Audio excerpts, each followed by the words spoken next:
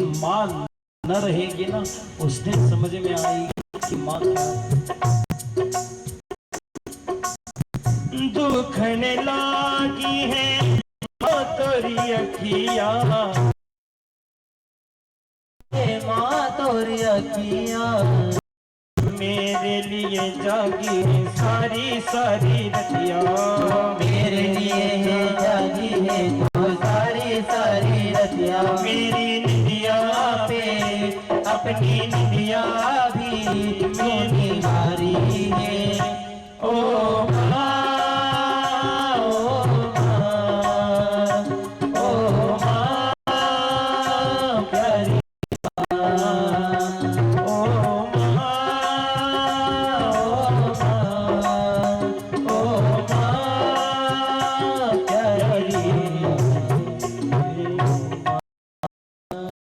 मैया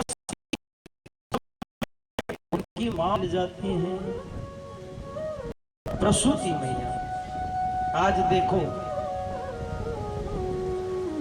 जैसे ही प्रसूति मैया ने सती को देखा, अरे आज तो आसन से खड़ी हो गई, दौड़ कर गई, अपनी बेटी को अपने हृदय से लगा लिया कि भली भोली मिली माता, भगने मिले बहुत मुस्कान।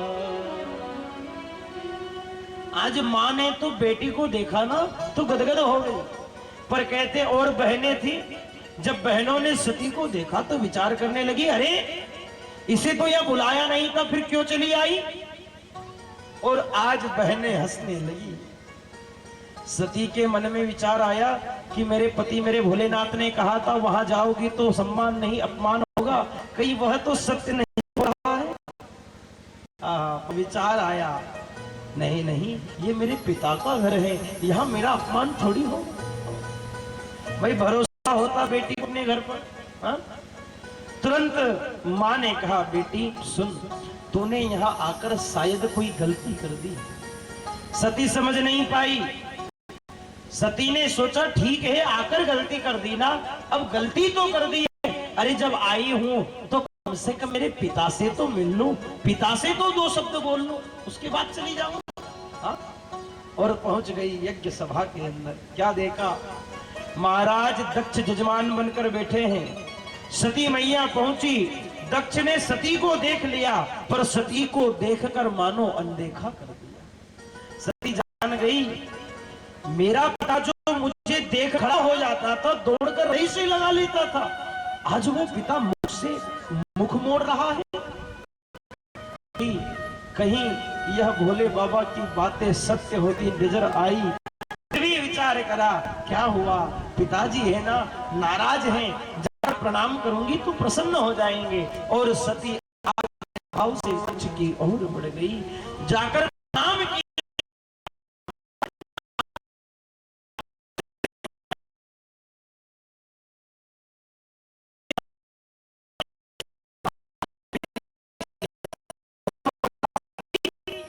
हे निर्लज्ज, तुझे यहाँ किसने बुलाया, तू क्यों चली आई मेरे घर। सती की आंख में आंसू भर गया। मैया विचार करो,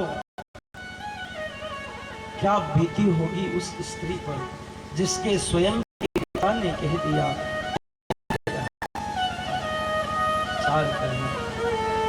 कहते ससुराल के 1000 दुख भी होना तो स्त्री सहन कर जाती है, पर पीहर की एक छोटी सी बात भी सहन नहीं होती।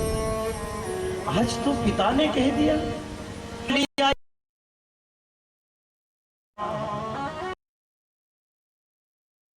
याद आती है जब कन्या जन्म लेती ना, कहते हैं साहब कि लड़के का जन्म हो जाना भाग्य की बात है, पर घर में कन्या का जन्म हो जाना ये सौभाग्य की बात है। साहब हर किसी के घर कन्या का जन्म नहीं होता है, और जिसके घर कन्या जन्म लेती है ना, उससे बड़ा भाग्यशाली भी दुनिया में दूसरा कोई होता नहीं।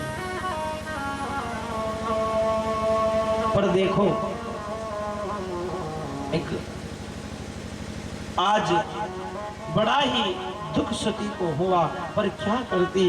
इधर उधर देखा, पूरी सभा हंसने लगी। हंसती सभा को देखकर आज सती की आंख में आंसू आ गया। विचार करने लगी, यदि मैं शंकर कर कहा न माना, आज मैं भोले बाबा की बात मान लेती और यहाँ नहीं आती ना, तो शायद न मेरा अपमान होता और न मेरे पति का अपमान होता।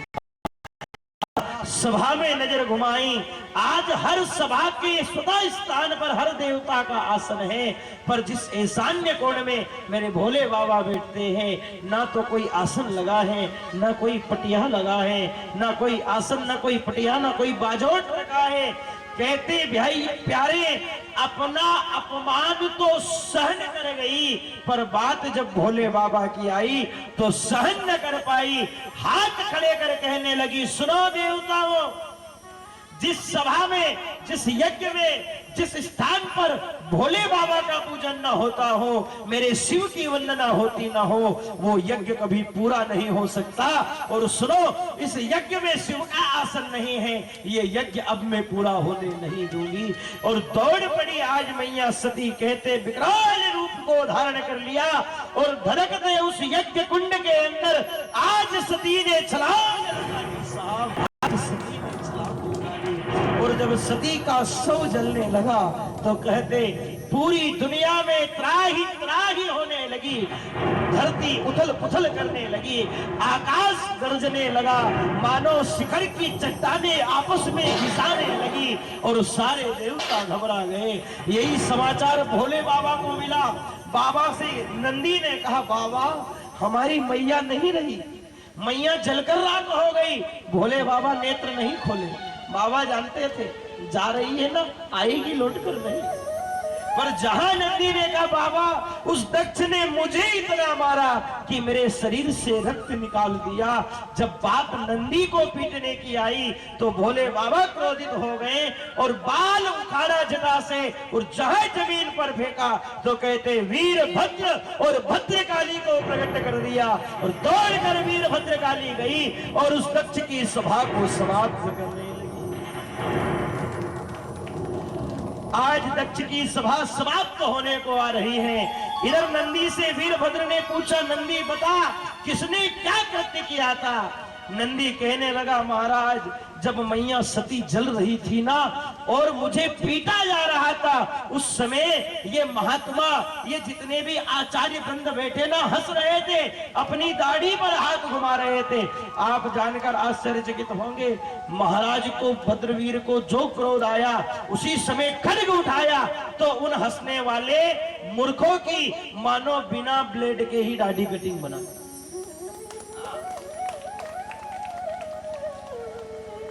इतने में दक्ष सामने आया, कहा ये बड़ा मेमे करता है। आज भद्रकाली को क्रोध भरा, वीरभद्र को क्रोध भरा और उसी समय खड्ग का प्रहार करा। महाराज दक्ष का सर धड़ से अलग कर दिया। बोलो महाकाल महाराज की जय। और इधर देवता घबराए। क्यों? क्योंकि वीरभद्र भद्रकाली आज ब्रह्मांड को समाप्त करने निकल पड़ी। क्यों? भोले बाबा की कृपा है ना। आज सब घबराने लगे, विचार करें क्या करें। देवताओं ने सोचा अब कोई नहीं बचा सकता, अब सती ही रक्षा करेगी। और जलते सती के शव के पास गए और कहा, सती क्षमा करना, वरदान मांग, क्या मांगना चाहती है। और वही वरदान रामचरितमानस में बाबा तुमसे लिखे। क्या वरदान मांगा सती मैया ने?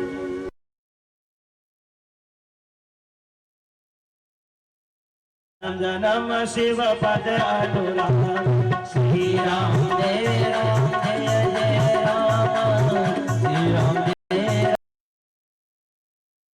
श्री भरत हरि समवर वाला, श्री भरत हरि समवर वाला। जन्म जन्म शिव पद अनुरागा,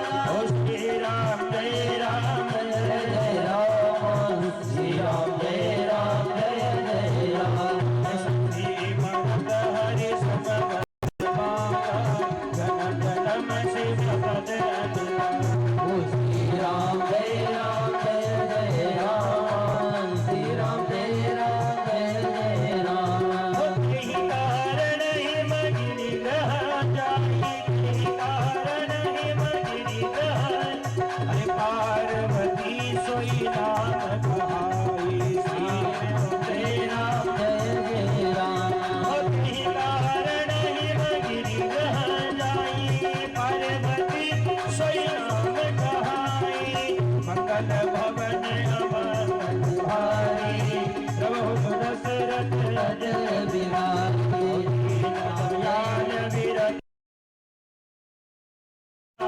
मन संकट भार। श्री राम जय जय राम, श्री राम जय जय। क्या वरदान मांगा कि सती मरत हरि समवर मांगा। मैया सती ने कहा देवताओं यदि आशीष देना चाहते हो ना तो अब इतना आशीर्वाद दो कि जब भी अगली बार जन्म मिले तो मैं किसी और के यहाँ जन्म न लूं, मैं ऐसे के घर जन्म लूं जिससे मेरा विवाह भोले बाबा से हो जाए। और कहते ना होते ही कारण हिमगिरि ग्रह जा। हिमगिरी कौन? हिमगिरी माने हिमालय राज पर्वत के यहाँ नैना देवी के यहाँ कौन प्रकट भई? सती स्वयं पार्वती बनकर प्रकट भई, नाम पार्वती कहाई। अब किसका जन्म हो गया सती का? हिमालय राज्य के यहाँ। अब इधर जी राजा भरद्वाज ऋषि को कथा सुना रहे हैं और कथा सुनाते हुए कहते देखो सती के जीवन में यही गलती रही थी क्या की बात न मानी, हाँ? और दूसरा भगवान की कथा न सुनी, तीसरा कि भगवान के ऊपर भ्रम कर लिया। देखो ये तीन काम मनुष्य को कभी नहीं करना चाहिए। एक तो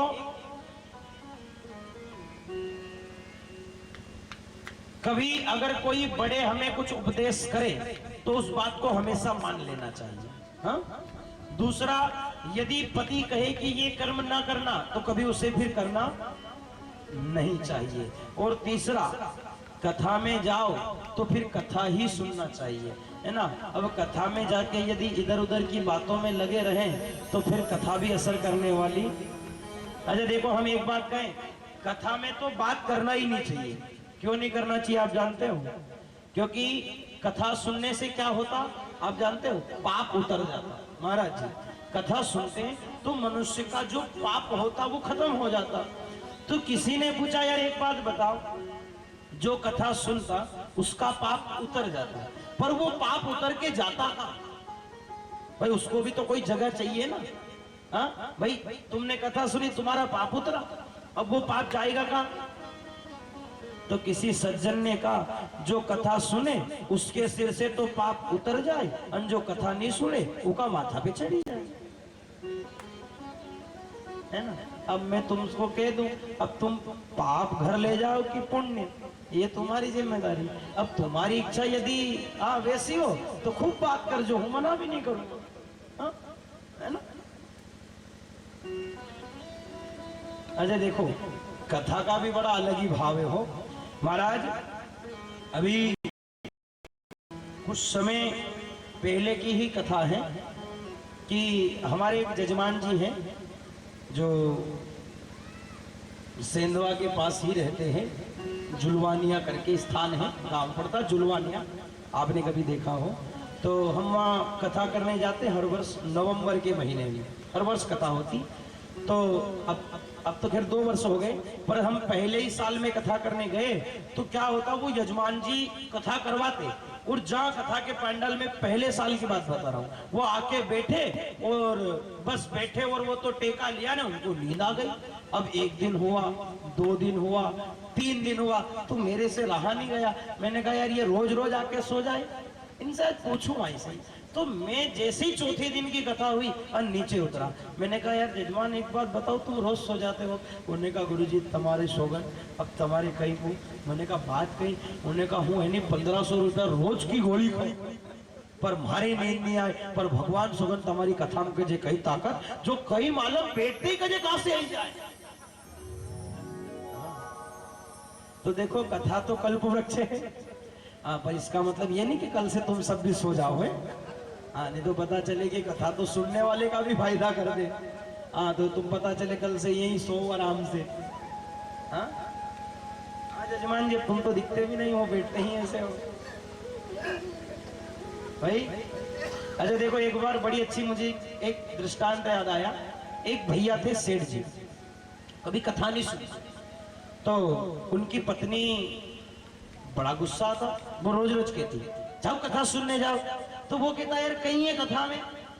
अरे उन्हें का कथा में बड़ा आनंद है, जरा जाओ तो सही, कथा सुनने जाओ। अब उन्हें का देख कथा अथा का चक्कर में मत पड़े, अपने अपनी कपड़ा की दुकान चकाचक चलावा दे, एक दिन बंद करवा दो, 1000 को नुकसान। उस पत्नी ने कहा क्या पूरे जीवन पैसे पैसे करते रहते हो, जरा जाओ आज कथा सुनने। अब घर में झगड़ा करे तो उन सेठ जी ने सोचा कि यार बात तो ठीक है, बात अगर ये कह रही है तो अब जाना तो पड़ेगा ही सही, क्योंकि अगर नहीं जाऊंगा तो झगड़ा हो जाएगा। तो बेचारे ने जबरदस्ती न चाहते हुए दुकान में ताला लगाया और कथा सुनी। अब कथा के पंडाल में आया, अब पहली बार कथा सुनने आया, तो उसको कुछ पता तो था नहीं कि क्या होता कथा में। तो उसने सोचा यार सब बैठे थे तो पीछे ही पीछे खंबे का टेका लिया और बैठ गया। अब उसके आगे न जाने कहीं से एक भैया बढ़िया चकाचक नया कुर्ता पजामा पहन के आए, वो बैठ गए। अब इधर कथा चले, अब चलती कथा में इन सेठ जी को भी नींद आ गई। हाँ अरे देखो कथा में बहुत सारे लोगों को नींद आ जाती है ना, तो इसका भी एक कारण है, जिसके पाप भारी होते उसी को कथा में नींद आती है। हाँ हम तो सीधा सीधा ही कहते हैं। और एक बात कहूं, हमारे गुरुजी ऐसा भी कहते हैं कि जो कथा में बार बार यहां से वहां भटके वो कौन है पता आपको? कौन है? नारद जी, क्योंकि एक जगह पाऊं उनको ही नहीं टीके। हाँ कभी आई हले, कभी वहीं जाए, कभी आई बैठे, यानी जो बार बार असो करे उससे धीरे से कह दीजिए नारद जी जरा एक जगह ही बैठ। हाँ? अब ये इसलिए बता रहा हूं कि तुम अपने अड़ोसी पड़ोसियों का ध्यान रखो। हाँ क्योंकि 2 दिन तक तो हमने कुछ बताया नहीं, मैंने कहा यार पहले इनको समझ ले थोड़ा। अब बेचारे सेठ जी को नींद आ गई। अब अच्छा नींद आई तो ठीक है, पर कथा में नींद में एक सपना आ गया। उस सपने में क्या आया कि उनकी दुकान पे ग्राहक आया गुरुजी, उसने कहा जरा मुझे तू कपड़ा बता। उनने कहा कैसा? पहले आजकल तो महंगा हो गया, पहले सस्ता जमाना था। तो उनने कहा 1 रुपया 2 रुपया 4 रुपया मीटर बताया। उन्हें कहा यार ये कोई पसंद नहीं आया। सेठ जी ने कहा जरा एक और अच्छो है वो बताओ। उन्हें कहा बता। सेठ जी ने बढ़िया 5 रुपए मीटर का कपड़ा और रखा। ग्राहक को पसंद आ गया। सपने की बात है, कथा में बैठे सेठ जी सपने में ही सब हो रहा है। अब उन्होंने कहा 5 रुपए मीटर का है, पर वो ग्राहक कह दे कि यार वो तो 4 रुपए मीटर दूंगा, थारो मन हो तो दी दे। ये तो सेठ जी के देख मन थारे पहले ही की दी थी, 5 रुपए से 1 रुपया कम नहीं करूंगा, 5 रुपया मीटर दूंगा। अब ग्राहक के 4 दूंगा, ओके 5 आई 4, 2 ही की लड़ाई चली। इतना में इन्हें कही करियो, उस सामने जो बैठे तो नया कुर्ता पजामा वालों उनको कुर्तो पकड़ियो। अब ये सपना में अच्छा उनके कहीं लागी पाछे आड़ा के जो कुर्तो जी को पकड़ियो। उन्हें कहा यार गर्मी हुई रही तो लागे हमारा कुर्ता से हवा। अब बापड़ा उगे गई मालूम थी। अब बेटा अब इतने में क्या हुआ कि ग्राहक ने कहा कि 4 में दो, सेठवा ने कि 5 से 1 रुपया कम नहीं करूँ। उन्होंने कहा ठीक है जदे हूं तो जाओ। ग्राहक उतरा और जाने लगा, और जाने लगा तो सेठवा ने कि यार गिराक जातो रे वो तो 2 हाथ जोड़िया, ए जरा यहाँ। बोले क्या? अरे देता हूं 4.5 का और 2 ही हाथ पसार और जा। इतना बोलिया नहीं। अब उन्हें पाछे वाला कोई कुर्तो पकड़ियो तो कि देता हूं 4.5 का और 2 ही हाथ पसार, तो जो बापड़ा को पाछे वाला को कुर्तो फाड़ियो। इतने में आगे वाले भैयों को कुर्तो दिनों पार। वो भैयों के दादा कुर्तो उन्हें का चुप, गिराक भागी जाएगा। उन्हें का दादा थारा गिराक का चक्कर में मारो कुर्तो फाड़ दिया। तो कभी कभी ऐसा हो जाता है। वो हाँ तम समझ कर जो हाँ। पर कथा कल्प वृक्ष है, जो मांगो सो मिलता है भैया। आज पार्वती के रूप में जन्म भैया। कहते नारद जी पहुंच गए, हिमालय राज ने देखा तो तुरंत पूछा नारद जी अरे जरा ये तो बताओ। कहा क्या? मेरी इस बेटी का भाग्य कैसा होगा, इसके भाग्य की क्या दशा होगी? आप तो त्रिलोकी के जानते वाले हो ना, जरा बताओ ना बोले बाबा आज कैलाश पर बैठे 87,000 वर्ष की समाधि लगा दी। सती के जाने के बाद इधर पार्वती के रूप में जन्म हुआ है। और देखो हमारी तो राम कथा है, पर कहते हैं ना कि राम कथा के पहले शिव की कथा कहना अनिवार्य है। क्यों? क्योंकि हमारे संत कहते हैं कि शिव द्रोही मम दास कहावे, ते नर सपने नहीं मोहि पावे। श्री राम जय राम जय जय राम, श्री राम जय राम जय जय राम। शिव द्रोही मम दास कहावे, ते नर सपने नहीं मोहि पावे, ते नर सपने नहीं मोहि पावे। है ना? अब आप भी सोचोगे कि गुरुजी को बुलाया तो राम कथा करने, पर ये शिव जी की कथा क्यों कह रहे होंगे, है ना? अच्छा विचार तो आया होगा, पर देखो ये इनका कहना है, ये राम जी गोपाल जी एक ही है भाई, अंतर नहीं है भाई। राम कृष्ण दो एक हैं, अंतर नहीं निमेश, इनके नयन गंभीर हैं और जाको चपल विशेष। राम जी के नयन गंभीर माने एक जैसे हैं और इनका एक जगह टिके, कभी इधर कभी उधर। हाँ ठाकुर जी कभी कहते ना कि इनका हर काम टेढ़ा, दादा चले तो टेढ़ा, दादा बोले तो टेढ़ा, और दादा का काम भी। हाँ जो कोई ज्यादा बोले नहीं तो एक ही मुष्टिका में फिर मामा हो या फिर चाहे राम जी हाथ जोड़ने का काम करे, है ना? पर कन्हैया जी का काम थोड़ा सा अलग है। पर भेद कोई नहीं है, दोनों एक ही है, वही राम कृष्ण है और कृष्ण ही राम है। पर कहते हैं भैया राम कथा के पहले शिव विवाह की कथा रामचरितमानस में भी आती है। इसलिए हम पहले शिव की कथा कह रहे हैं। और आज तो बड़ा सौभाग्य है जो रामनवमी का दिन ही है। अच्छा हमने सोचा तो था कि आज केवल शिव जी की ही विवाह तक की कथा करेंगे, पर रामनवमी है इसलिए हम राम जी का जन्म भी विश्राम में करेंगे ही सही। बाकी किस तरह क्यों राम जी ने जन्म लिया, इस कथा को हम कल थोड़ा विस्तार से बाल लीला के साथ समझेंगे। अब देखो नारद जी से पूछा जरा ये बताओ मेरी बेटी का भाग्य कैसा होगा। अब सोचो नारद जी भाग्य किसका देख रहे हैं, जगत जननी मैया पार्वती का। और ये पार्वती कौन है? ये पार्वती ही शिवा है, पार्वती ही शक्ति है, पार्वती ही अम्बा है, पार्वती ही दुर्गा है, पार्वती ही काली, पार्वती ही अंबिका है, पार्वती ही जगत की जननी है। और इन्हीं पार्वती का भाग्य कौन देख रहे हैं? नारद जी। सो हाथ जोड़कर मैया से कहा मैया क्षमा करना, पर पिताजी पूछ रहे इसलिए बताना पड़ेगा। और कहने लगे महाराज तुम्हारी बेटी का भाग्य पूछो मत, अरे इसके भाग्य में सारा सुख होगा, बस एक समस्या है। बोले क्या? बोले इसका दूल्हा बड़ा खतरनाक होगा। बोले कैसा खतरनाक? तो कहने लगे कि मां अवगुणहीन ते ही धृत होगी, माते पिता नहीं कोई, अगुण अमान मातु पितु ही हो यही तेरी भुवन स्वर रूप। क्या कहा? सब सुख होगा, पर इसका जो दूल्हा माने जो इसका हस्बैंड, आज की भाषा में क्या हस्बैंड, हस्बैंड का मतलब जानते हो? चलता फिरता बैंड है। हस्बैंड का मतलब क्या? चलता फिरता।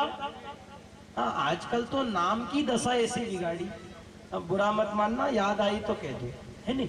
पिताजी को क्या कहते? पहले लोग कहते थे पिताजी, आजकल कहिए मालूम ना मालूम अंग्रेजी में डेड। अभी ना डेड को मतलब कहीं हो कोई समझ ही सके। डेड माने डेड। हमारे यहाँ कहते ना किसी की कोई मर जाए तो क्या बोले? डेड हो गई। अब बापड़ा होना बाप के चलते फिरते ही डेड है? एक बार मेरे से किसी ने पूछा कि यार गुरुजी एक बात बताओ, ये बाप और माँ में अंतर क्या है? मैंने कहा बेटा अंतर ही जानना, बोले हाँ। तो मैंने कहा एक बार जरा बोल। बोले क्या? मैंने कहा तूने जो बोला वही बोल। कहा माँ। मैंने कहा हाँ। और अब बोला बाप। तो मैंने कहा बस यही अंतर है। बोले मैं समझा नहीं। मैंने कहा एक बार बोल माँ। माँ। मैंने कहा देख माँ का नाम से मुंह खुलियो नहीं। मैंने कहा एक बार बाप बोल तो। बाप। मैंने कहा बस माँ का नाम से मुंह खुली जाए और बाप का नाम से मुंह बंद जाए। एक बार बोल के देखो बाप। हुआ कि नहीं हुआ मुंह बंद? हाँ? और माँ खुला कि नहीं खुला मुंह? हाँ। तो बस यही अंतर है कि पिताजी के नाम से अच्छे अच्छे का मुंह बंद हो जाता और माँ के नाम से अच्छे अच्छे का मुंह खुल जाता। हिमालय राज कहने लगे कैसा दूल्हा होगा? तो कहे अगुण अमान मात पितु ही ना जिसका कोई मान होगा, ना कोई सम्मान होगा, ना उसके पिता होंगे, ना उसकी माता होगी। हिमालय राज तो रोने लगा। कहा महाराज एक बात बताओ, अब मेरी बेटी का यदि वैवाहिक जीवन ही सुख में न होगा तो फिर काहे का सुख दुनिया में? भाई अगर पति अच्छा ना हो तो बोलो लड़की को और कोई सुख काम का क्या? अब एक बात बताओ, तुम्हारी छोरी का जहां तुम शादी करो वहां पे खूब ज्यादा पैसा हो, खूब बड़ी हवेली हो, खूब ज्यादा गाड़ी हो, अने वो दादो रोज सवेरे सांझे चलाए चकाचक, तो बोलो छोरी सुखी रहे? हाँ या ना? बोलो रहेगी क्या? भैया अगर लड़का ही अच्छा नहीं है तो ये धन प्रॉपर्टी किस काम की? नारद जी कहने लगे देखो जो था वो बता दिया। कहा महाराज अब बताओ होगा क्या? तो नारद जी ने कहा देखो एक बात कहूं, ये जितने भी अवगुण हैं यदि इनको सगुण करना है तो आपकी बेटी को भोले बाबा की तपस्या करनी चाहिए। कहा उससे क्या होगा? उन्होंने कहा देखो वो त्रिलोकी के नाथ है और ना मान का उनका कोई ठिकाना, ना सम्मान के भूखे, ना घर है, पर फिर भी घर नहीं है फिर भी पूरे जगत में उनका घर है। हा? बोलो भोले बाबा का घर है क्या? भोले बाबा कहाँ रहते हैं? पहाड़ी पे रहते हैं ना। हा?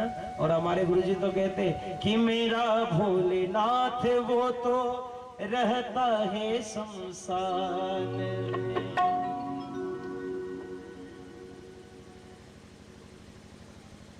भोले बाबा कहाँ वास करते? तो कहते भोले बाबा तो शमशान में। भाई मृत्यु लोक का देवता कौन है? भोलेनाथ ही तो है। हाँ, और इसलिए तो कहते कि दुनिया का देव रिझने में समय लगा देगा, दुनिया का देव भाग्य का देगा, किंतु मेरा महादेव तो भाग्य ही बना देगा। बोलो शंकर भगवान की जय। इसलिए तो कहते हैं क्या? अरे बड़ा है दयालु भोलेनाथ डमरू वाला, हो जिसके गले में विष धर काला, वो नीलकंठ वाला कौन है? खोलो जरा दोनों हाथ और तालियों के साथ। वो भोलेनाथ डमरू वाला, बड़ा है दयालु भोलेनाथ डमरू वाला, बड़ा है दयालु भोलेनाथ डमरू वाला, जिसके गले में विष धर काला, नीलकंठ वाला, भोलेनाथ डमरू वाला, बड़ा है दयालु भोलेनाथ डमरू वाला। इस पंडाल में जो भोले बाबा के दीवाने हैं आओ जरा अपने साथ मस्ती में झूमते हुए हर हर महादेव।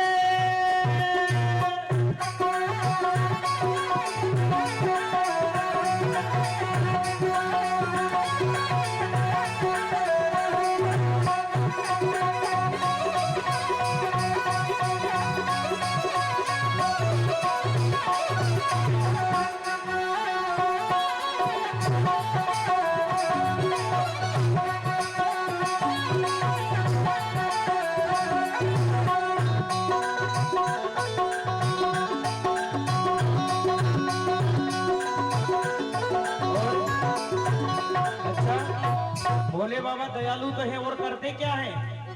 तो हमारे महाराज जी के लिए कहूंगा कि भोले बाबा क्या करते हैं। अरे बैठे पर्वत धुनी रमाए, बदन बड़ी मृगशाला है, बैठे पर्वत धुनी रमाए, बदन बड़ी मृगशाला है, शिव बैठे पर्वत धुनी रमाए, बदन बड़ी मृगशाला है, बैठे पर्वत धुनी रमाए बदन पड़ी मृगशाला है। अरे कालों के महाकाल सदा शिव जिनका रूप निराला है। कालों के महाकाल सदा शिव जिनका रूप निराला है। ओ पीरे पीरे विष का प्याला, वो पीरे पीरे विष प्याला। भोलेनाथ डमरू वाला, बड़ा है दयालु भोलेनाथ डमरू वाला। बड़ा है दयालु भोलेनाथ डमरू वाला। जय भोले।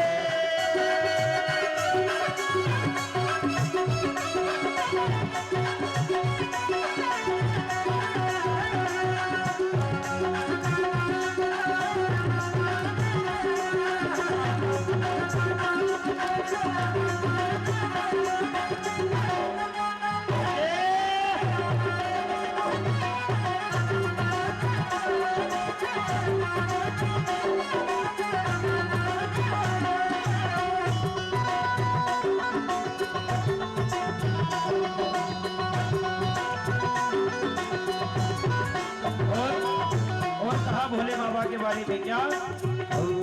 अरे शीश चंद्रमा जटा में गंगा बेबस में चोला है।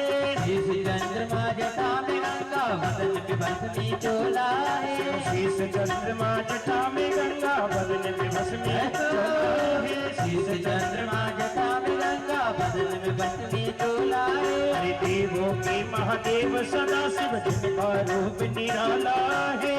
लोक में नीलकंठ सा देव न कोई दूजा है। ओ जिनकी गोदी में गजानन लाला हो, जिनकी गोदी में गजानन लाला। भोलेनाथ डमरू वाला, बड़ा है दयालु भोलेनाथ डमरू वाला। बड़ा है दयालु भोलेनाथ डमरू वाला। बड़ा है दयालु भोलेनाथ डमरू वाला। ओ जिनकी गोदी में गजानन लाला, जिनकी गोदी में गजानन लाला। वो नीलकंठ वाला, नीलकंठ वाला। कौन है वो? जरा दोनों हाथ खोलो और तालियों के साथ ओ भोलेनाथ डमरू वाला। बड़ा है दयालु भोलेनाथ डमरू वाला। भोलेनाथ डमरू वाला, भोलेनाथ डमरू वाला। भोलेनाथ डमरू वाला, भोलेनाथ डमरू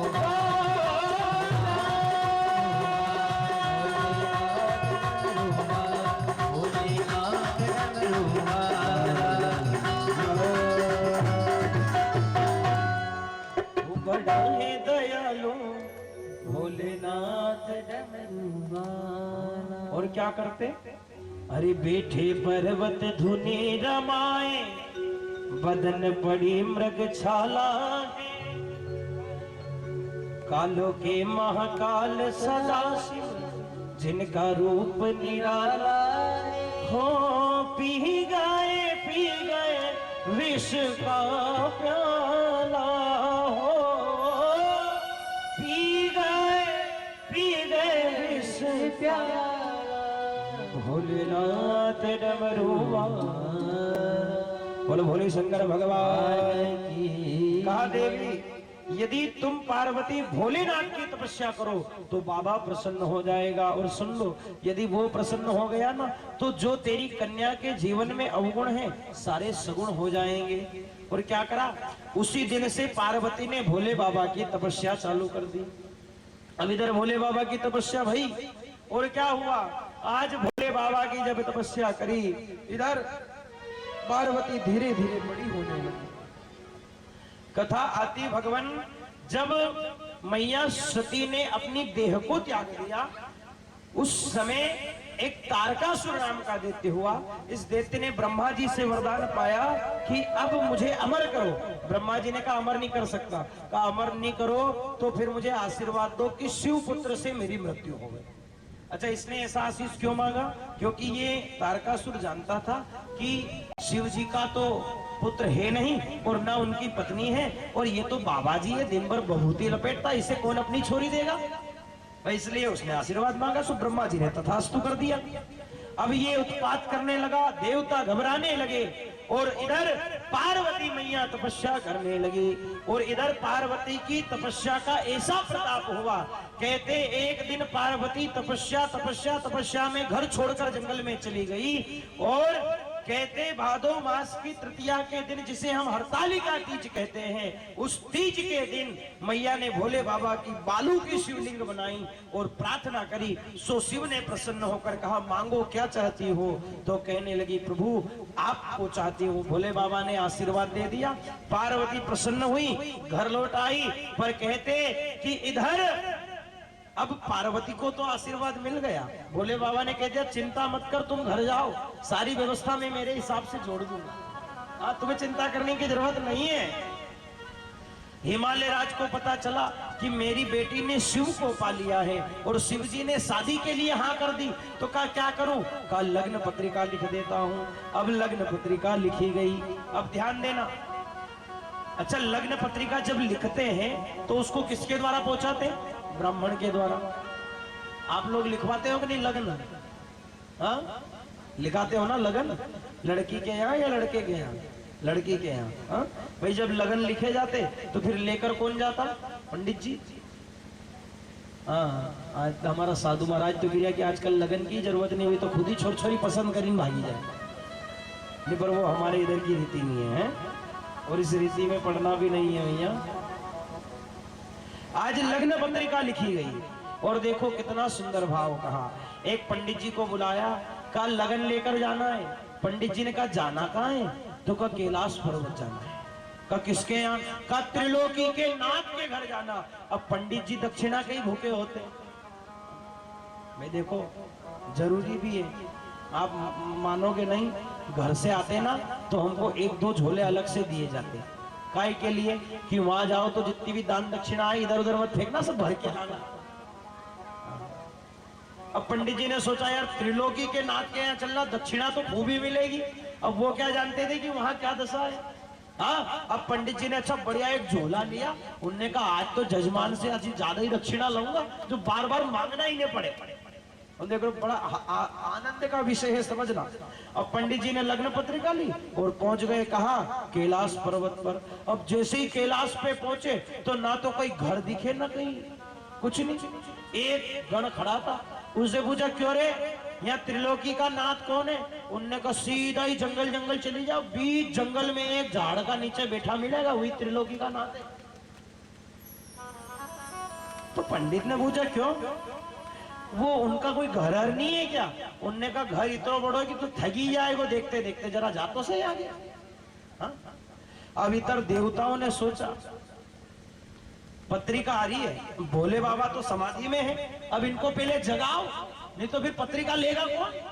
भाई लफड़ा हो जाएगा। ठीक है।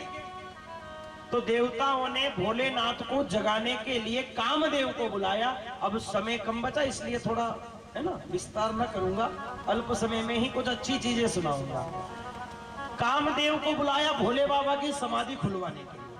अब ध्यान देना, कामदेव ने कई कामबाण चलाए पर भोले बाबा की समाधि नहीं खुली।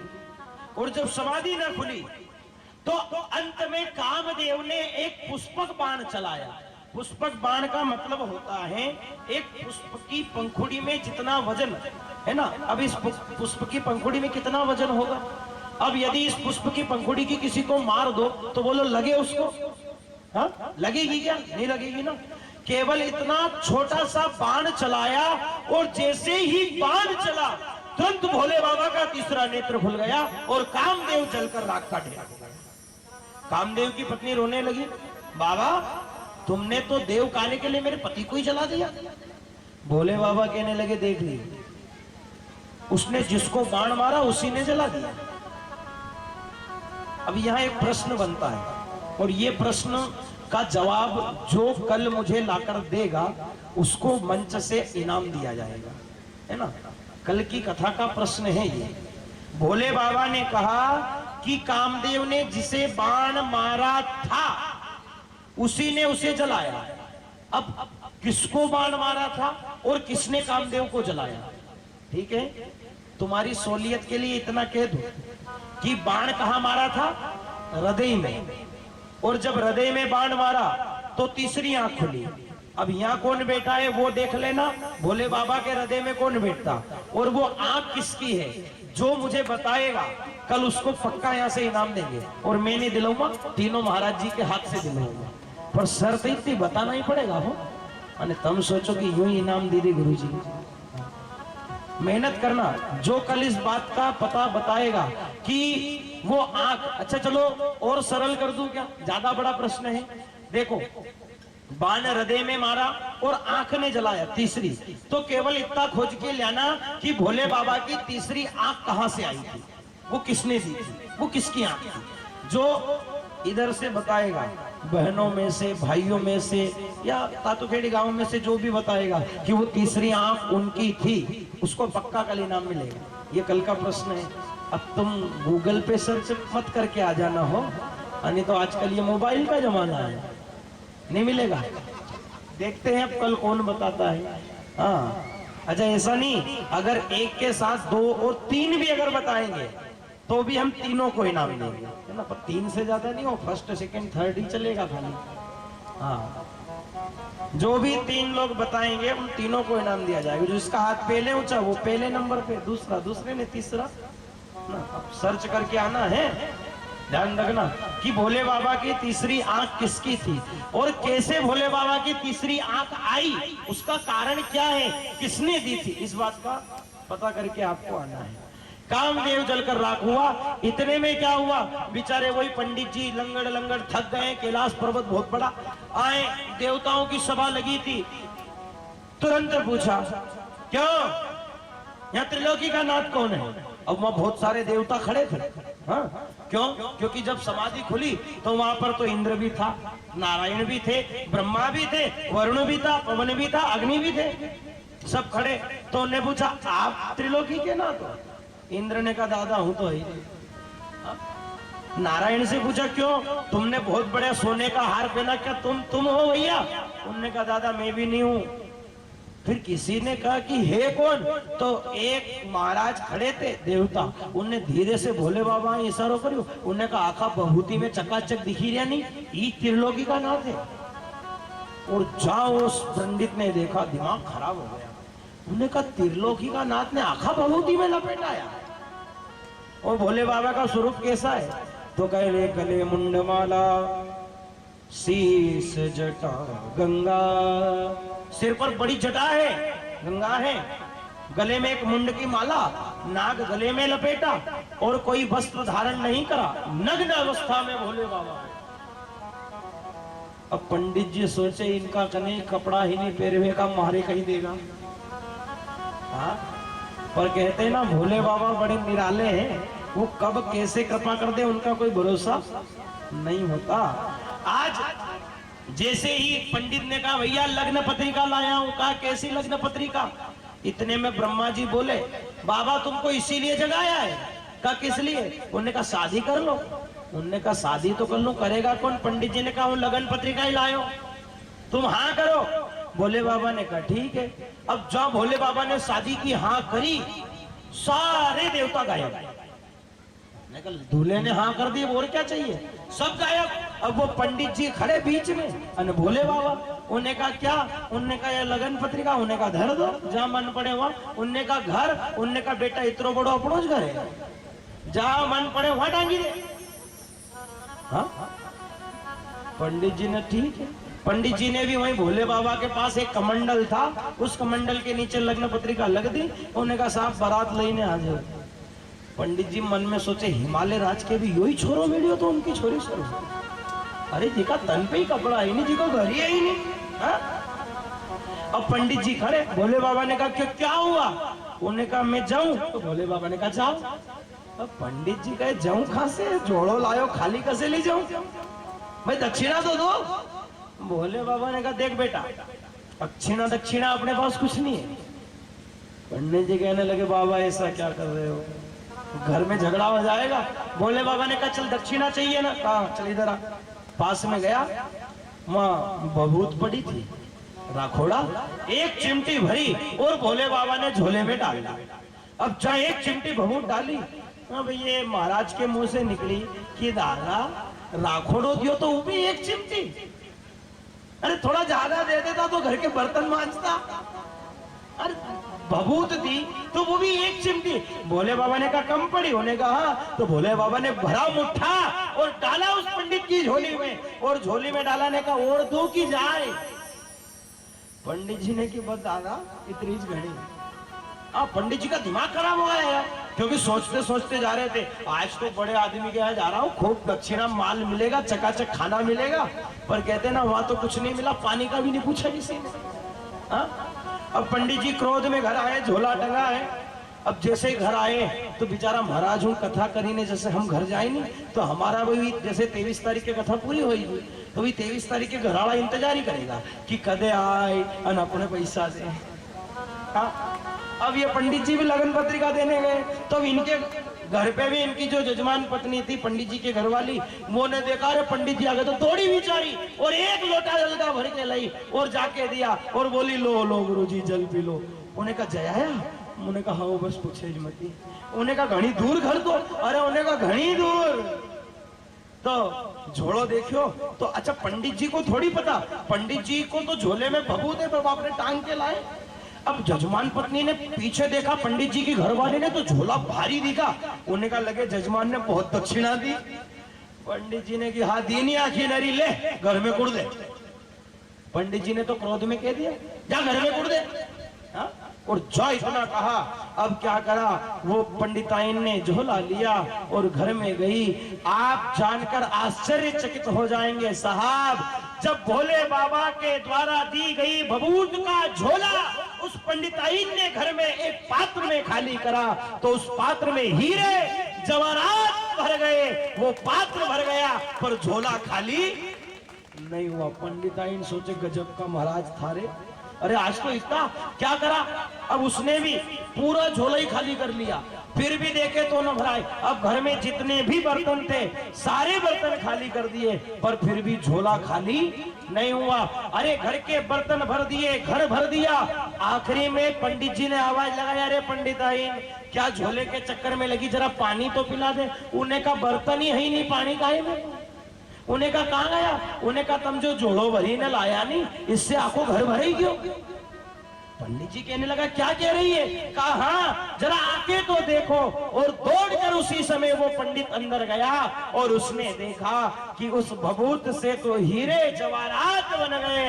हाथ जोड़ लिए पंडित ने और भोले बाबा से कहने लगा, ओ तूने इतना दिया रे भोले बाबा, ओ महाकाल राजा कि मैं तो माला माल हो गया। तूने इतना दिया रे भोले बाबा, मेरे भोले बाबा, मैं तो माला माल हो गया। भैया यहाँ कौन कौन भोले बाबा की कृपा से माला माल हुआ है? जो भोले बाबा की कृपा से आप नहीं हुए क्या? हुए ना? तो हाथ खोलो बिल्कुल सीधे सीधे और तालियों के साथ। तो माला माल हो गया, मैं माला माल हो गया, माला माल हो गया, माला माल हो गया, माला माल हो गया, मैं माला माल हो गया, माल हो गया, माला माल हो गया। तूने इतना दिया रे भोले बाबा, महाकाल बाबा, मैं तो माला माल हो गया। तूने इतना दिया भोले बाबा, मेरे भोले बाबा, कि मैं तो माला माल हो गया। जय हो भोले।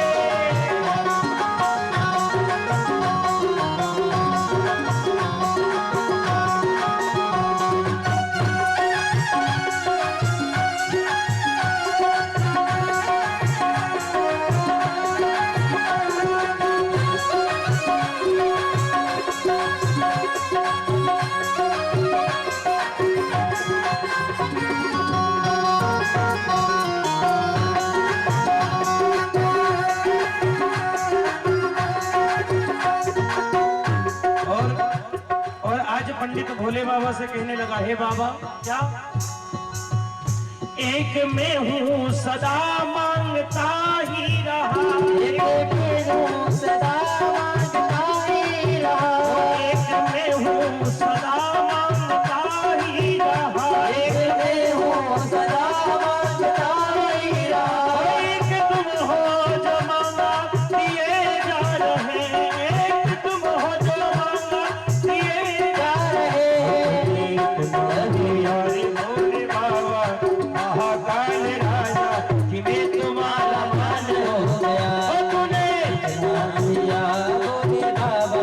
मेरे महाराज कि मैं तो माल माल हो गया। जय हो।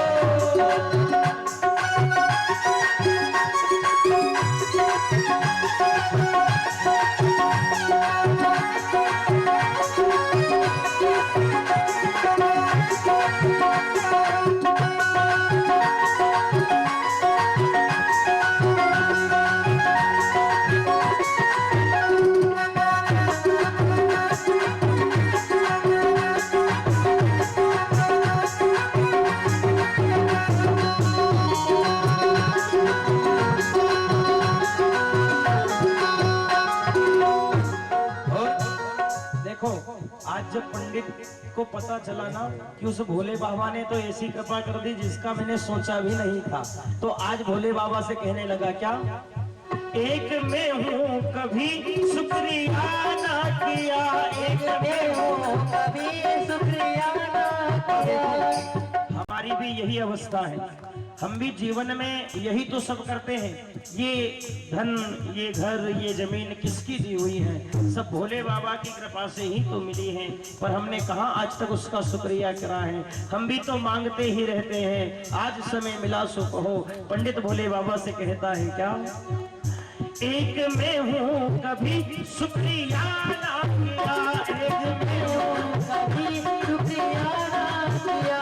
एक मैं हूँ प्रभु शुक्रिया ना किया, एक मैं हूँ प्रभु शुक्रिया ना किया। एक तुम हो जो रहमत किए जा रहे, एक तुम्हारे मन किए जा रहे। तूने माथे किया गिरधारी भोलेनाथ बाबा, मैं तो माला माल हो गया। तूने किया रे भोले बाबा, ओ महाकाल बाबा, मैं तो माला माल हो गया। तूने किया भोले बाबा, ओ महाकाल बाबा, मैं तो माला माल हो गया। जो भोले बाबा की कृपा से माला माल हुआ, जरा एक बार दोनों हाथ खोलना मेरे महाकाल के लिए। जितने भी भैया इधर महाराज जी के पास बैठे, खोलो जरा दोनों हाथ और तालियों के साथ। ओ माला माल हो गया, मैं माला माल हो गया, माला माल हो गया, माला माल हो गया, माला माल हो गया, माला माल हो गया, माला माल हो गया,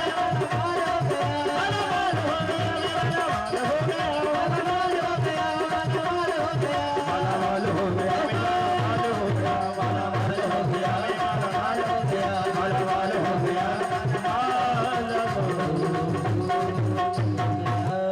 के बिहारी लाल तूने इतना दिया रे भोले बाबा, ओ महाकाल बाबा, कि मैं तो माला माल हो गया। बोले महाकाल की जय हो। आगे भगवान के सुंदर से विवाह की कथा है। देखो अब ज्यादा समय नहीं लूंगा क्योंकि हमें राम जन्म भी आज ही करना है, इसलिए। और देखो आज तो क्या है, हम महाराज जी से भी क्षमा चाहेंगे कि महाराज जी देखो ये सब चीजें जो होती टेक्निकल चीजें होती हैं भाई, इसमें ना हमारा जोर चलता है ना किसी का भाई, ये तो आधुनिक चीजें हैं, चलते चलते जैसे गाड़ी रुक जाती है भाई। हम क्षमा चाहेंगे, हमारा जनरेटर आज बीच में बंद हो गया था, तो उसके लिए आप हमें क्षमा करें। बाकी व्यवस्था करेंगे कि अब वो होता क्या, लड़का होता तो पानी डालता रहता, पर वो थोड़ा चला गया है, तो इसलिए भोले बाबा के सुंदर विवाह की ओर आगे बढ़े। अब क्या हुआ, देखो लग्न पत्रिका जैसे ही आई तो सारे देवता चले गए काई के लिए, तैयार होने के लिए। अब इधर भोले बाबा खड़े, अब सब अपने अपने हिसाब से तैयार होने। हाँ देखो, इंद्र गया सो एरावत नहलाने लगा। इंद्र ने चकाचक एरावत हाथी नहलाया और खूब उस पे वो लगाते ना लुपुक झुपुक लाइट, हाँ वो लगाई। अच्छा देखो बारात जाना है भोले बाबा की, कौन कौन जाना चाहेगा आप में से? चलेंगे सभी? आप भी इधर महाराज जी में से सब चलेंगे ना? अब देखो सब अपनी अपनी तैयारी करें। आज इंद्र ने ऐरावत सजाया, विष्णु भगवान ने गरुड़ सजाया, ब्रह्मा जी ने हंस को नहलाया। अब उधर बैठे थे वहां नरक में यमराज, वो अपने भैंसे को नहलाए और ऐसा घिसे मानो उसको आज ही काला से धुला कर देंगे। हाँ अब इधर भोले बाबा खड़े। किसी ने पूछा बाबा तुमको जरा तैयार वैयार नहीं होना क्या? भोले बाबा कहे दादा तैयार तो होना है पर करूं क्या, कोई तैयार करने वाला आए जब तो तैयार हो। देखो दूल्हा जब कोई बनता है ना तो वो खुद तैयार नहीं होता, उसे किसी को सजाना पड़ता है। बोलो हाँ या ना? दूल्हा अपने हाथ से मेकअप करता क्या भाई? या तो उसके जियाजी करते या फिर उसके फ्रेंड करते। अब यहाँ तो कोई जीजाजी है ही नहीं भोले बाबा का, अब तैयार करे कौन? नंदी श्रृंगी खड़े थे, उनने का बाबा तैयार, उन्हें का देवता आई जदे, उन्हें का एक नहीं आएगा, खुद कोई मेकअप कर लेगा जदे जी ठीक है तुम्हारो खुद करेगा का फिर का तुम ही कर दो। ठीक है बाबा अभी कर देते। अब देखो ऐसा कहते जो जैसा आदमी वैसा उसका श्रृंगार। अब ये भूत पलित भोले बाबा के पास थे, अब ये भूत पलित तो भूत पलित होते। उनने कहा यार एक काम करो, उनने कहा कहीं, उन्होंने कहा चलो अपने इनके सजाना। तो 5-10 भूत इकट्ठा हुए, नंदी श्रृंगी भृंगी सारे गण आ गए और 5-10 भूतों ने भोले बाबा को सजाने का काम लिया। अब उनने कहा एक काम करो सबसे पहला तो इनके नहवाओ। हाँ तो एक भूत गया ने बढ़िया चकाचक 5-10 बाल्टी लाया ना भोले बाबा पे डाला, भोले बाबा को नहलाया। उन्हें कहा यार अब एक काम करो इनके कपड़ा पहराओ। हाँ क्योंकि भोले बाबा तो दिगंबर। अब वहां कैलाश पर्वत पे कोई कपड़ा अपड़ा तो था नहीं, एक आसन पड़ा था जिसपे भोले बाबा बैठते थे मृगचर्म। एक ने कि उन्हें कि दादा कपड़ा तो रहने दो, यो ही लपेट दो। हाँ यही लपेट दो। अब वो मृगचर्म उठाया उसको लपेटा। अब जब मृगचर्म लपेटा अब होता क्या, मृगचर्म जो था वो कड़क था, अब उसको लपेटे तो वो टिके ही नहीं। उसको लपेट के भूत हाथ अलग हटाए वो फिर नीचे गिर जाए। उनने कहा यार अब इसको कैसे टिकाएं? तो एक ने कि रुक रुक जरा ऐसे नहीं टिकेगा, एक अच्छा पतला पट लंबा सांप के उठायो, उन्हें मृग चर्म के लपेटी ना छुप बांधियो। उन्हें कहा देख छूट जे मत हो। हाँ कपड़ा पहना दिया। उन्हें कहा सुनो कपड़ा तो पहना दिया। उन्हें कहा फिर? अरे उन्हें कहा लाडो तो सांपो पहरे। कहा फिर? एक ने की दादा साफा बाद में पहला है, पहला इनका बड़ा बड़ा बाल इनके तो सुधा करो। का क्या करें? उनने कहा इनको बांधो जरा। का ठीक है। अब 2-4 भूत भिड़े बेचारे, बड़ी बड़ी भोले बाबा की जटा, दो इधर से पकड़े ने दो इधर से ने, गोल गोल गोल गोल जो घुमाने लगे और घुमाते घुमाते घुमाते घुमाते गोल पगड़ी बना दी। और जहां गोल गोल जटा लगई, एक ने की सांपो तो एक ने की दादा एक बात बता, अबे इना बाल का सांफा का आगे कहीं दूसरो सांफो अच्छो लागे? अरे देखो बड़े बड़े महात्मा होते हैं जिनकी बड़ी बड़ी जटाएं हो जाती, वो उस जटा को ऐसे बांध लेते जैसे कोई पगड़ी बांधी हो। हाँ भाई हम जाते ना, और ज्यादा दूर नहीं, हमारे सीताकुंड वाले महाराज जी को ही देख लो, कितनी बड़ी जटा है महाराज जी की। हाँ भाई कैसी बांधते? जैसे कोई साफा बांधा हो। बोलो बांधते कि नहीं बांधते? एक पीछे पूंछ भी लटका देते हो तो। हाँ तो उनने कहा यार साफा तो बन गया। तो एक ने की यार देखो अबे सब तो ठीक है पर इनका माथा पे मोड़ तो बांधो, मोड़। उन्हें कहा मोड़ कसो रे यार? उन्हें कहा असो रे यार? उन्हें कहा बस एक सांप पकड़ो ने बैठायो, वो बैठी गई तिरछो। उन्हें कहा यो कहीं, उन्हें कहा यो मोड़, सांप का मोड़ बन गया। किसी ने कहा यार एक काम करो। कहा क्या? उन्होंने कहा इनका कान अच्छा नहीं दिख रहा, जरा कुंडल तो लाओ। अब वहां कहां से कुंडल लाई? बिच्छू पड़ा था पास में। उन्हें कहा तम को तो कभी कुंडल को काम हूं कर दूं। उन्होंने कहा कहीं, उन्होंने कहा हूं लटकी जाऊंगा। अब बिच्छू ने दोनों डंक लगाए और लटक गया, सो कुंडल बिच्छू का बन गया। आगे देखो भोले बाबा का श्रृंगार होने लगा। एक ने की यार देखो सब ठीक है पर लाड़ा का माथा पे एक तुर्रो रे, अरे वो भोले बाबा करनी है। उन्हें की यार यो तुर्रो कसो रे? उन्हें कहा वो दौड़ो दौड़ो रे जिमें आखा नरा पाखड़ा रे ऊपर। उन्हें कहा ऐसा? उन्हें कहा एक काम करो अभी तुरा बनो। उन्हें कहा क्या? तो जो सांप मोड़ बनी के बैठो तो जो धीरे से उसका माथा में दी। सांप ने की कही, उन्हें कहा थारी जीवान जरा बाहर हेड तो। अब सांप की 2 जिह्वा होती, सांप ने दोनों जिह्वा बाहर निकाल दी। उन्हें कहा यो कही, उन्हें कहा यो तुर्रो। हाँ तुर्रा बन गया। और फिर तो क्या था, ऐसा अद्भुत श्रृंगार भोले बाबा का हुआ। कहते पूरे शरीर पर भस्म लगी हुई है और आज भोले बाबा बड़ा ही सुंदर श्रृंगार करते हैं। और संत गाते हैं क्या, हो सजे रहे भोले बाबा, हो निराले दोले, हो निराले दूल्हे में मत वाले दूल्हे में, निराले दूल्हे में मत वाले दूल्हे में सजे रहे भोले बाबा निराले दूल्हे में सजे रहे भोले बाबा निराले दूल्हे में ओ सजे रहे भोले बाबा निराले दूल्हे वो सजे रहे भोले बाबा निराले दूल्हे में। हो निराले दूल्हे में मत वाले दूल्हे में निराले दूल्हे में मत वाले दूल्हे हो निराले दूल्हे में मत वाले दूल्हे में निराले दूल्हे में मत वाले कौन सज रहे अरे सज रहे भोले बाबा निराले दूल्हे वो सजे रहे भोले बाबा निराले दूल्हे में। हो देखो भोले बाबा की अजब बारात देखो भोले बाबा की अजब बारात। आज मेरे भोलेनाथ तैयार हुए हैं और तैयार होकर भोले बाबा श्रृंगार धारण करते हैं और भोले बाबा की बारात चलती है। अरे देखो भोले बाबा की अजब बारात देखो भोले बाबा की अजब बारात। हो चले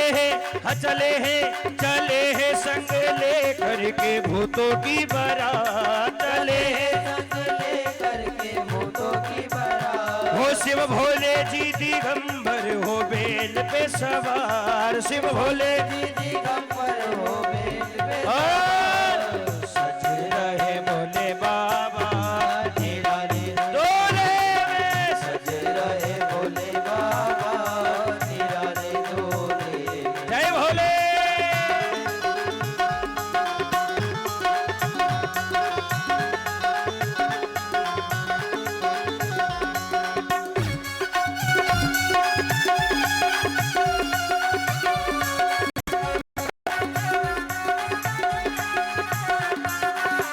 और देखो भोले बाबा की अजब गरीब बारात चली है और कहते कैसी हैं भैंस निराला जय हो पिए भंग का प्याला जय हो सर जटा चढ़ाए जय हो तन भस्म लगाए जय हो औड़ी मृग छाला गले नाग की माला जय हो मस्तक पे चंदा जय हो तिरलूल विराजे जय हो तन डमरू साजे जय हो भूतों की लेके टोली चले हैं ससुराल भूतों की लेके टोली चले ससुराल। हो शिव धीमले जी दिगंबर हो बेल पे सवार शिव भोले दिगंबर हो बेल जरा दोनों हाथों से तालियों के साथ सज रहे भोले बाबा निराले दूल्हे में सजे रहे भोले बाबा निराले दूल्हे में। निराले दूल्हे में मत वाले दूल्हे में निराले दूल्हे में मत वाले दूल्हे हो निराले दूल्हे में मत वाले निराले दूल्हे में मत वाले दूल्हे में सजे रहे भोले बाबा निराले दूल्हे में। सजे रहे भोले बाबा निराले और आज दूल्हे में। इसी भजन के साथ हम भोले बाबा के विवाह की ओर आगे बढ़ेंगे। भोले बाबा आज देखते हैं कि बारात में सारे देवता साथ नहीं है तो नंदी ने पूछा बाबा बाराती कोई आए नहीं। भोले बाबा ने कहा देवता आएंगे। उनने कहा एक नहीं आएंगे तुम्हारा रूप देख के डर जाएंगे। कहा फिर कौन बारात जाएगा। कहा बेटा अपने वाली टोली को बुला जरा। नंदी कहने लगा उनको निमंत्रण नहीं दिया। भोले बाबा ने कहा सुन ले उनको निमंत्रण की जरूरत भी नहीं, तू तो आवाज लगा सारे भूत प्रेत दौड़ कर तेरे पास चले आएंगे। और जा इतना कहा तो कहते नंदी ने क्या करा फिर संगी बजाई और जा संगी बजाई तो नाद हुआ क्या हर हर महादेव। कहाँ आवाज ही नहीं आई। अरे जरा मिलके हर हर। और भोले बाबा की जब आवाज हर हर महादेव की आई तो क्या हुआ, अरे देश देशांतर से भूत प्रेत पिशाच डाकिनी शाकिनी कुष्मांड बैताल और आज तो सारे भूतों की टोली आ गई। और किसी ने कहा है क्या, भूतों की लेके टोली चले है ससुराल, भूतों की टोली लेके चले ससुराल। ओ शिव भोले शिव भोले शिव भोले जी दिगंबर हो बेल पे सवार, शिव भोले जी दिगंबर हो बेल पे सवार। सजे रहे भोले बाबा नीरा दूल्हे में, सजे रहे भोले बाबा नीरा ले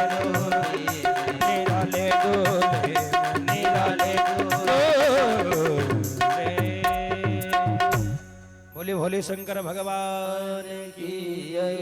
आज ऐसी अद्भुत बारात भोले बाबा की चली है और यहाँ रामचरितमानस में कुछ छंद चौपाइयों के माध्यम से तुलसी बाबा ने बड़ी सुंदर बात कही। क्या, जब भोले बाबा ने सारे भूतों को बुलाया तो किस तरह बुलाया गया, तो आज आवाज लगाई और क्या हुआ, हो शिव अनुशासन सुनि सब आए, जय शिव शंकर जय भोला। अरे शिव अनुशासन सुनि सब आए, जय शिव शंकर जय भोला। अरे प्रभु पद जल सन शीस नमाए, जय शिव शंकर जय भोला। अरे नाना वाहन नाना भैसा, शिव शंकर जय भोला। अरे बिहसे शिव समाज निज देखा, शिव शंकर जय भोला। अरे दो मुखहीन कोई मुखहीना, शिव शंकर जय भोला। अरे विपुल नयन कोई नयन विहीला, शिव शंकर जय भोला।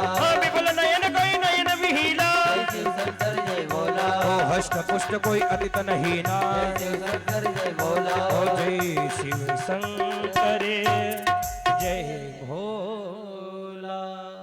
अरे नाना वाहन नाना भेषा, कैसे आए, तो कहे नाना प्रकार के वाहन हैं, कोई तो मनुष्य पर बैठा है, कोई भैंसे पर बैठा है। ऐसी अद्भुत भोले बाबा की बारात हिमालय नगरिया पहुंचती है और वहां पर वैसे तो मैना देवी नाराज हो जाती हैं, पर फिर नारद जी समझाते हैं और उन्हीं नारद जी के समझाने पर भगवान शिव का विवाह पार्वती के साथ होता है। और जब पार्वती के साथ विवाह हुआ तो बड़ी सुंदर शिक्षा पार्वती को मैना देवी ने दी है। और क्या शिक्षा दी है, तो रामचरितमानस में श्री तुलसीदास जी महाराज लिखते हैं कि करहु सदा हो शंकर पद पूजा, नारी धर्म कोई और न दूजा। श्री राम जय राम जय जय राम जय जय राम, श्री राम जय राम जय जय राम। क्या शिक्षा दी, करहूं सदा शंकर पद पूजा, नारी धर्म पति देव न दूजा। स्त्री के लिए सदैव उसका पति ही पूजनीय होता है। वह यदि पति की सेवा छोड़कर अन्य किसी देवता की भी सेवा करती है तो वह अपराध होता है। इस कथा को मैं थोड़ा कल विस्तार से समझाऊंगा। शिव जी का विवाह हुआ, पार्वती और भोले बाबा कैलाश पर्वत पर आए। आते ही पार्वती जी ने पूछा, बाबा किधर बैठे, देख सामने आसन है वहीं बैठेंगे। और जैसे ही भोले बाबा ने अपने पास पार्वती को बिठाया, आंख में आंसू भर गया। याद आ गया कि एक दिन इस आसन को मैंने खो दिया था सती बनकर, आज फिर पार्वती के रूप में ये आसन मिला है, अब इसे कभी मैं नहीं खोऊंगी। और फिर सती ने जिज्ञासा जाहिर, पार्वती ने जिज्ञासा कही, प्रभु क्षमा करना, एक बार सती बनकर आई थी तो राम को न पहचान पाई, पर अब कृपा करके आप मुझे राम की कथा सुनाइए। और देखो श्री पार्वती मैया शिव जी से कहती हैं कि राम जी क्यों अवतार लेते हैं, उसका कारण क्या है। तो देखो यहाँ पर श्री तुलसीदास जी महाराज लिखते हैं क्या कि राम जन्म के ओ हेतु अनेका, हेतु अनेका, परम विचित्र एक ते एका। राम सिया राम सिया राम सिया राम, राम सिया राम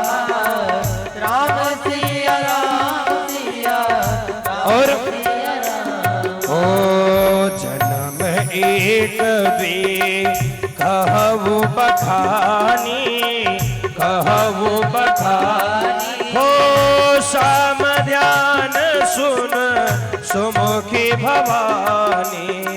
श्री राम जय राम जय जय राम जय जय राम। हो श्री राम जय राम जय जय राम।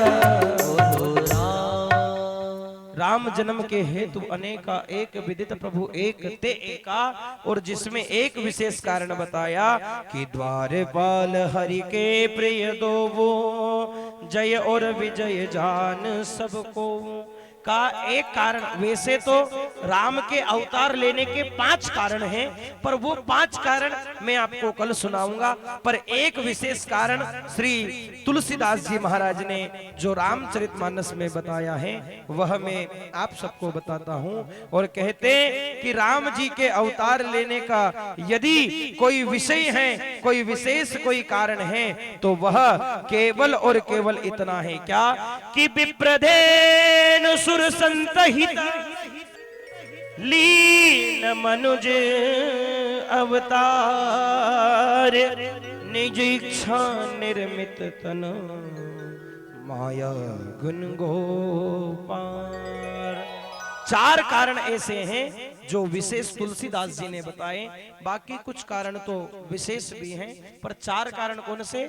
विप्र, धेनु, सुर और संत। ये 4 लोगों के कारण भगवान अवतार लेते हैं। किन किन के? विप्र माने ब्राह्मण, विप्र धेनु, धेनु माने गाय, विप्र माने ब्राह्मण, धेनु माने गाय। सुर माने जो राक्षस होते उनके संहार के लिए, और संतों के कल्याण के लिए हमेशा भगवान अवतार धारण करते हैं। और इस बार प्रभु ने राम का अवतार धारण करा। क्यों? क्योंकि रावण को मारने के लिए, संतों की विपदा को दूर करने के लिए कहते हैं कि जी का हुआ किसके यहाँ? तो कहते सूर्य वंश का वर्णन है। महाराज अम्बरीश, नहुस, ययाति, नभाग, अज, और अज के यहाँ पर एक बेटा हुआ जिसका नाम दशरथ रखा गया। और ये दशरथ कैसे उत्पन्न हुआ इसकी कथा मैं कल आपको सुनाने का प्रयास करूंगा। दशरथ और इन्हीं महाप्रतापी महाराज दशरथ की 3 रानियां हुई। कौन कौन? तो कहते एक रानी है जिसका नाम है कौशल्या, कैकई और सुमित्रा। 3 रानियां हुई, पर तीनों के घर कोई संतान नहीं है। और जब तीनों के घर कोई संतान नहीं, तो एक दिन महाराज दशरथ को मन में ग्लानि हुई। क्या ग्लानि हुई? कि एक बार भूपति मन माही, भय ग्लानि मोरे सुत नाही। मेरे घर कोई संतान नहीं है, राजा हूं, 3 रानियां, फिर भी संतान नहीं, क्या करूं? तो देखो क्या करा कि गुरु ग्रह गया तुरंत मही पाला, और चरण लाग करी बिनय विशाला। पांव पड़े और पांव पड़ के गुरुजी से कहने लगा कि निज दुख सुख सब गुरु ही सुनावा। पूरा दुख सुना दिया गुरुजी, परेशान हूं, कोई संतान नहीं मेरे घर। पर कहते ना कि भैया गुरु की शरण में यदि कोई आशा लेके जाता तो कभी निराश होके नहीं आता। तुरंत गुरु वशिष्ठ कहने लगे क्या? अरे धरहु धीर तो ये हो ये सुतचारी।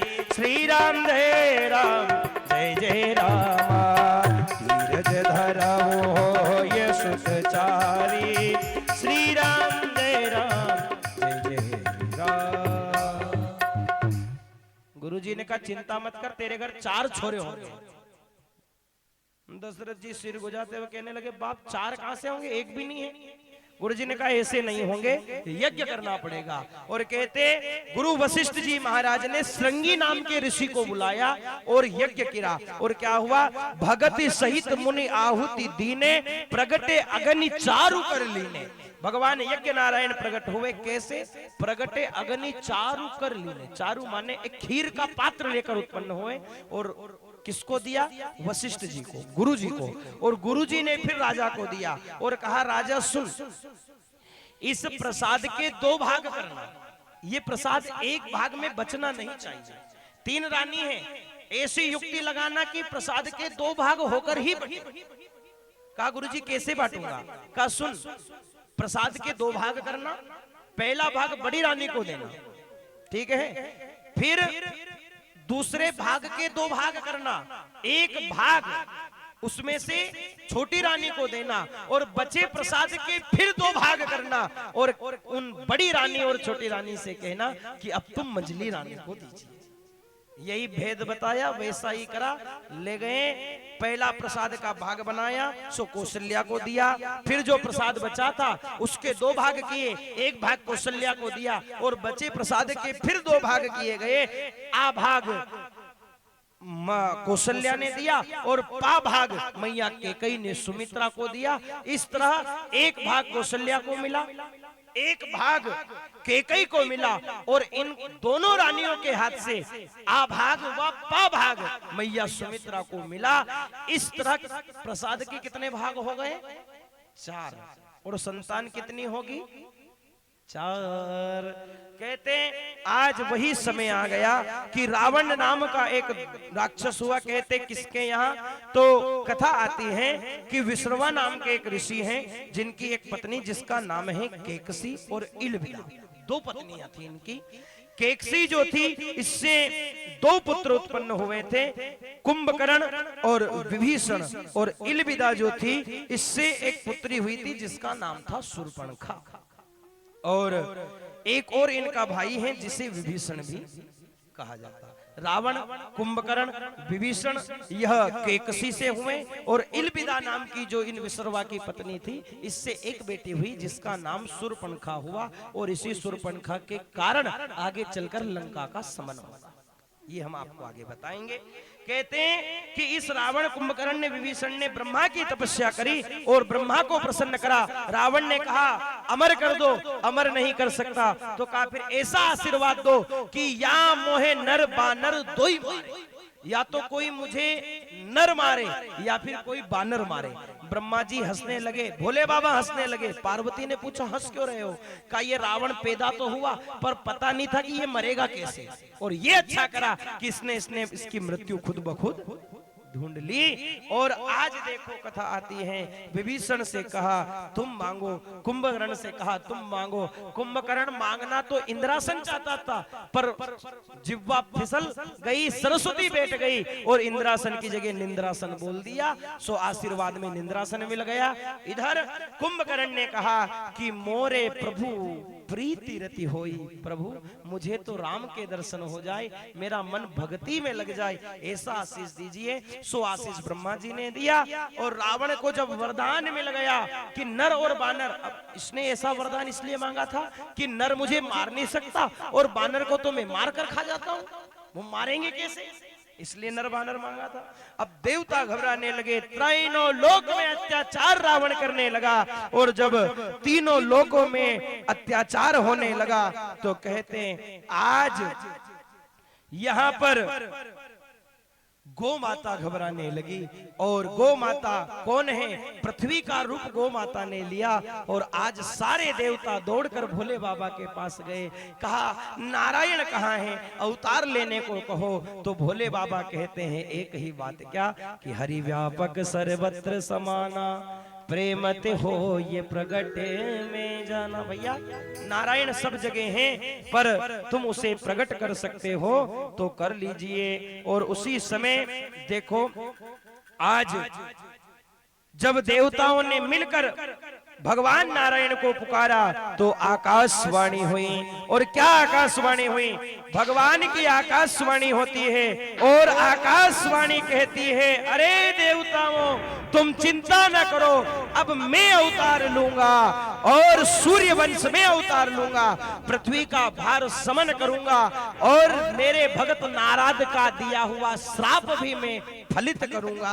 अब चिंता मत करो, तुम सारे देवता जाओ, बस कुछ पल में मैं अवतार लूंगा। अच्छा यहाँ ऐसा क्यों कहा कि नारद का श्राप फलित करूंगा? एक बार नारद जी ने भी भगवान को श्राप दे दिया था जिस कारण उनको मनुष्य बनना पड़ा। ये कल कथा में आपको जरूर सुनाऊंगा, बड़ी विविध और बड़े आनंद की कथा है। पर क्या करूं, समय का भाव है, याज्ञ कर्म भी है। मैं आचार्य जी से भी क्षमा चाहूंगा कि थोड़ी बीच में डिस्टर्ब हो गई थी, इसलिए हमने थोड़ा लेट कर दिया। और इधर प्रभु जैसे ही आकाशवाणी करते हैं तो कहते स्वयं भगवान शंकर हनुमान का रूप धारण करते और माता अंजना के यहाँ प्रकट होते। बोल हनुमान जी महाराज की जय हो। इतने में इंद्र बाली का रूप धारण करता, सूर्य भगवान स्वयं सुग्रीव बनते हैं, विश्वकर्मा नलनील बनते हैं और सारे देवता कोई बानर बन जाता, कोई भालू बन जाता, कोई कुछ और ऐसा कहते स्वयं ब्रह्मा जी जामवंत बनकर आए हैं। इधर अब राम जी के आने की तैयारी है और तुलसी बाबा लिखते हैं जा दिन ते हरि गर्भ ही आए, गर्भ ही आए, सकल लोक सुख संपत्ति धाये। श्री राम जय राम,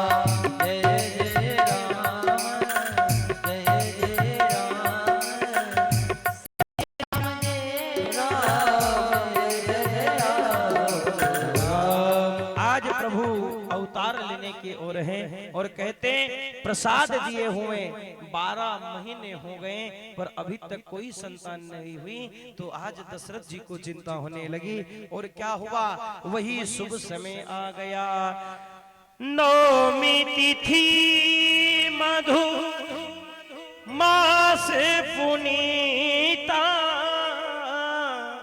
शुक्ल पक्ष अभिजीत हरि प्रीता। वही नवमी तिथि शुक्ल पक्ष, मधुमास माने चैत्र का सुंदर मास है और उसी मास के अभिजीत मुहूर्त में मेरे श्री राघव, मेरे श्री बिहारी अवतार धारण करते हैं। बोलो सियावर रामचंद्र भगवान। और जब भगवान ने अवतार लिया तो सुंदर सारे देवताओं ने मिलकर भगवान की वंदना करी है। आए हमारे बीच भी सुंदर सी वंदना के साथ हम माइक ले लेते भाई, प्रकट कर पाला। सुंदर सी भगवान की स्तुति हम करेंगे। आए इस स्तुति के बाद हम आरती की ओर आगे बढ़ेंगे।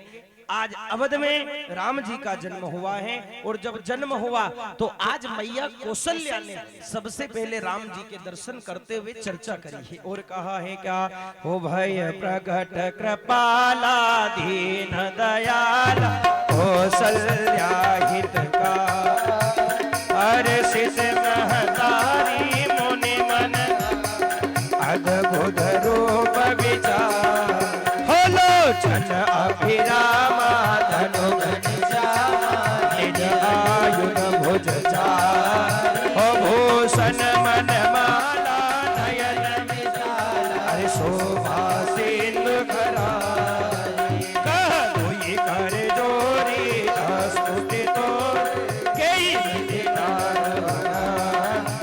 माया गुण ज्ञानातीत अमा, वेद पुराण करुणा सुख सागर सब गुण आगर, जय गावहि सुखिसा, जो मम हित लागी जन अनुरागी, भगौ प्रगट श्री और ब्रह्मांड निकाया निरगत काया, रोम रोम प्रतिवेद कहे मम पुरुषो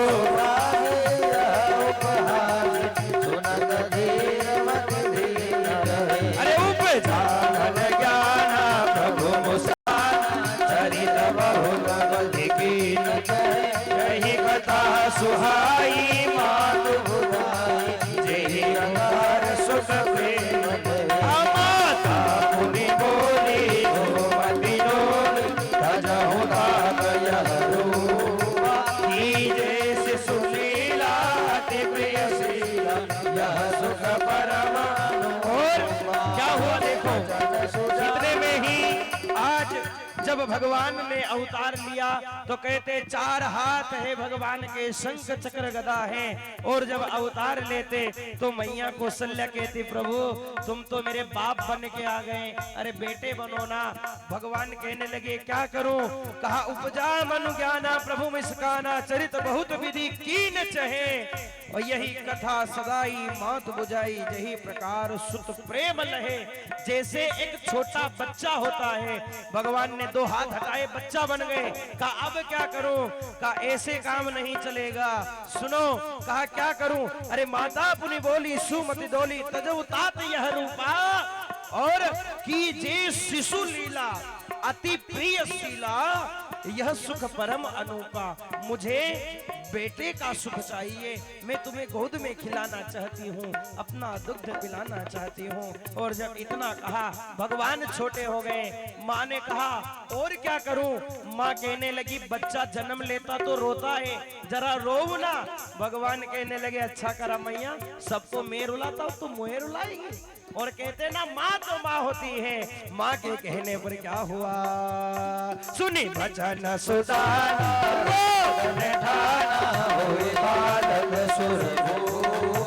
यह चरित जो गावहि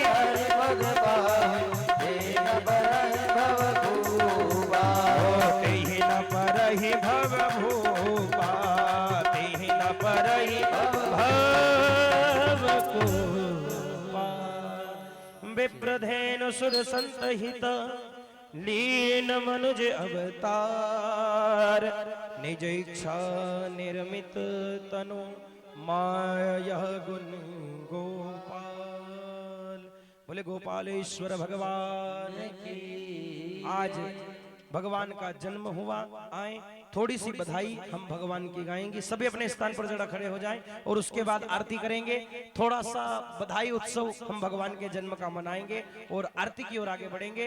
हमारे जजमान जी से निवेदन कि वो भी जरा अपने स्थान पर खड़े हो जाएं, और महाराज जी से निवेदन करूंगा कि जरा आप भी यहाँ आ जाएं। आए, राम जी हमारे बीच में आए हैं, तो जरा थोड़ा सा उत्सव, थोड़ा सा आनंद हम राम जी के आने का मनाएंगे और उसके बाद पावन आरती जी की ओर प्रवेश करेंगे। बोलो सियावर रामचंद्र भगवान की जय हो।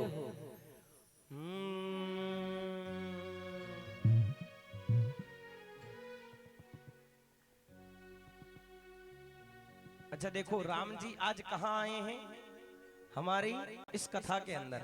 अच्छा एक बात कहूं, हमारे लिए बड़ी खुशी का समय है कि हमारी कथा में तो राम जी आए, पर अभी 22 जनवरी को हमारे प्रभु हमारे मंदिर में भी आए है ना। आनंद सबके लिए। कहते कई पीढ़ियां निकल गई राम जी को बिठाने का सोचते सोचते, पर धन्य है हम लोग जो हमारी आंखों के सामने हमारे बिहारी जी, हमारे राघव, हमारे राम टेंट से निकलकर आज सुंदर से मंदिर में बैठे हैं। एक बार राम जी के लिए जय जय श्री राम। जय श्री राम। आवाज नहीं आई? जरा मिल के जय जय श्री राम। जय श्री राम। आए जरा हम प्रभु का स्वागत करते और कहेंगे क्या? हो अयोध्या नगरी में आया रघुवर पावना, अयोध्या नगरी में आया रघुवर पावना, पावना, पावना। अच्छा रघुवर जी आए, कौन कौन उत्सव मनाएगा? देखो जो राम जी का दीवाना अपने स्थान पर झूमते हुए एक बोले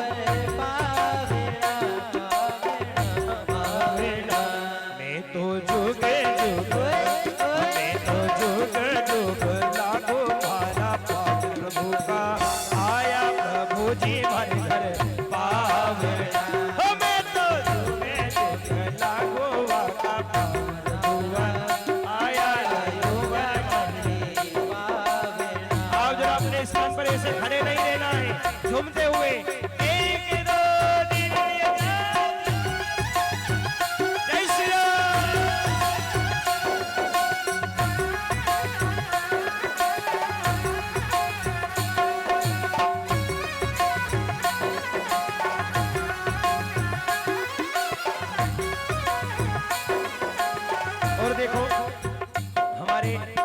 महाराज जी नर्मदा परिक्रमा में है और नर्मदा मैया का क्या गुणगान किया जाए, जितना करो उतना कम है। जरा अब एक बार हम नर्मदा वासी हैं इसलिए अपने लिए भी कहो क्या। नर्मदा आजी आई हो मारा देश मां, नर्मदा आजी आई हो मारा देश में, नर्मदा आजी आई हो मारा देश में, देश में, देश में। थारा जुग जुग, थारा जुग जुग लागू में तो पाई नर्मदा आजी आई हो मारा देश में, नर्मदा जुग जुग लागू में पाई नर्मदा आजी आई हो मारा। और नर्मदा पैदल तो आवे थारा जात रू, नर्मदा पैदल तो आयो तारा जात रो, नर्मदा पैदल तो आवे थारा जात रू, नर्मदा पैदल तो आए तारा जात रू, जात रू, जात रू।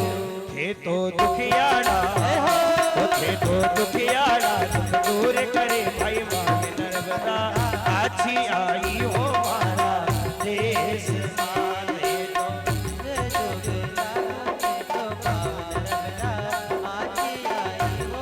और आए देखो ऐसे नहीं, एक आखिरी भजन हम गाएंगे। मैं निवेदन करूं महाराज जी जरा आप भी अपने स्थान पर झूमते हुए देखो, राम जी आए हैं है ना, और कहते हैं ना कि अपने स्थान पे वही झूमता जो राम का दीवाना होता। आए जरा अपने स्थान पे झूमते हुए कहेंगे और बोलेंगे क्या। हो मेरी झोपड़ी के भागा खुल जाएंगे राम आएंगे, मेरी झोपड़ी के भागा खुल जाएंगे राम आएंगे। हो मेरी झोपड़ी के भागा खुल जाएंगे राम आएंगे। हो मेरी झोपड़ी के भागा खुल जाएंगे राम आएंगे, आएंगे राम आएंगे, हो राम आएंगे, आएंगे राम आएंगे। मेरी झोपड़ी के भागा खुल जाएंगे राम आएंगे, मेरी झोपड़ी के भागा खुल जाएंगे राम आएंगे। बोलो सियावर रामचंद्र भगवान की। आए अब ज्यादा समय नहीं लूंगा क्योंकि यज्ञ कर्म में डिस्टर्ब होगा, इसलिए आए हम आरती की ओर आगे बढ़े। जजमान जी से निवेदन आरती प्रज्वलित करें। हमारे महाराज जी से भी निवेदन कि आप भी आरती में रहें और आरती के पश्चात ही हम आज की कथा का विश्राम करेंगे और कल ठीक 1 बजे कथा प्रारंभ हो जाएगी। सभी माताओं बहनों से निवेदन कि आप अधिक से अधिक संख्या में पधारें और कथा श्रवण कर अपने जीवन को धन्य एवं कृतार्थमय करें। श्री राधे श्याम। हो अच्युतम केशवम श्री राम नारायणम।